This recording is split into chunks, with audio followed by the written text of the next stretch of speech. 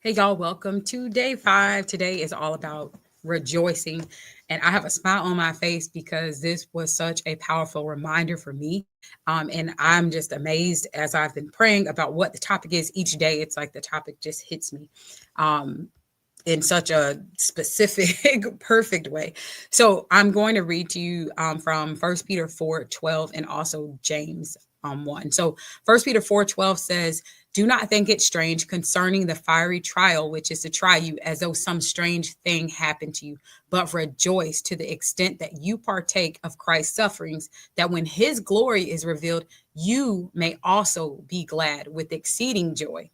And James 1 and 2 says, "Consider it pure joy, my brothers, when you encounter trials of many kind, because you know that the testing of your faith develops perseverance. Allow perseverance to finish its work so that you may be mature and complete, not lacking anything completion."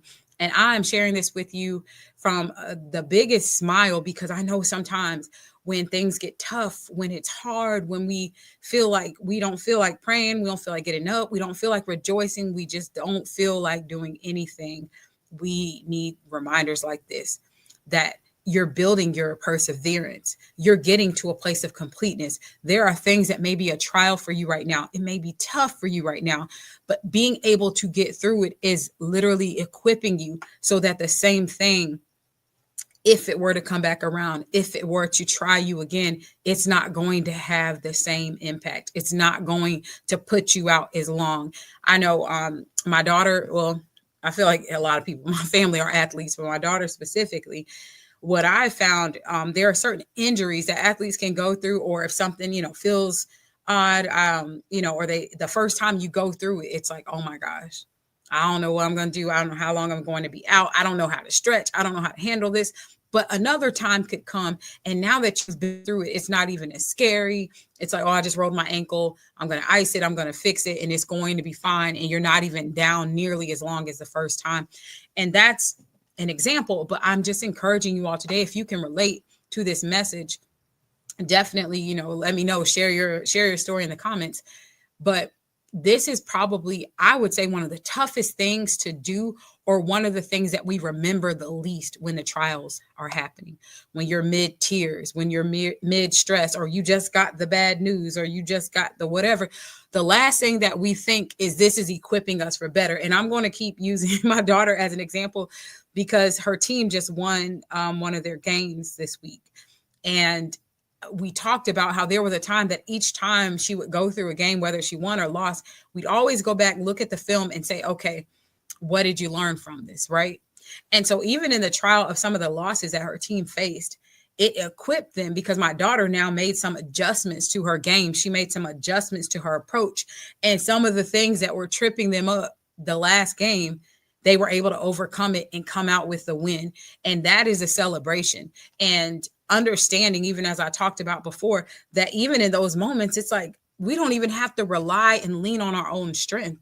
1 Peter 12 or 4:12 reminds us to rejoice because when Christ's glory is revealed, you're also going to be able to be glad in that and have exceeding joy. And so when we trust that God's strength is made perfect in our areas of weakness, maybe you can't pray for yourself today. Maybe you can't hold your head up, or maybe you don't see how it's all going to come together.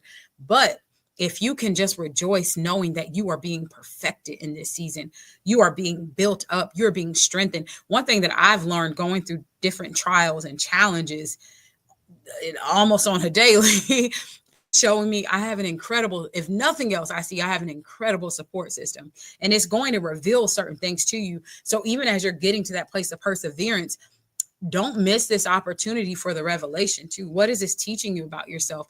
What is this teaching you about your purpose? What are the areas that are consistently being attacked? And I realize that too, it's often an indication of the area that you're going to see success in, or you're going to have a lot of growth, or there's going to be tremendous breakthrough in that area. And I think about Nehemiah, if you're familiar with his story, where the area that was attacked, they kept trying to distract him from building the wall. They kept trying to get him to take his eyes off of the work.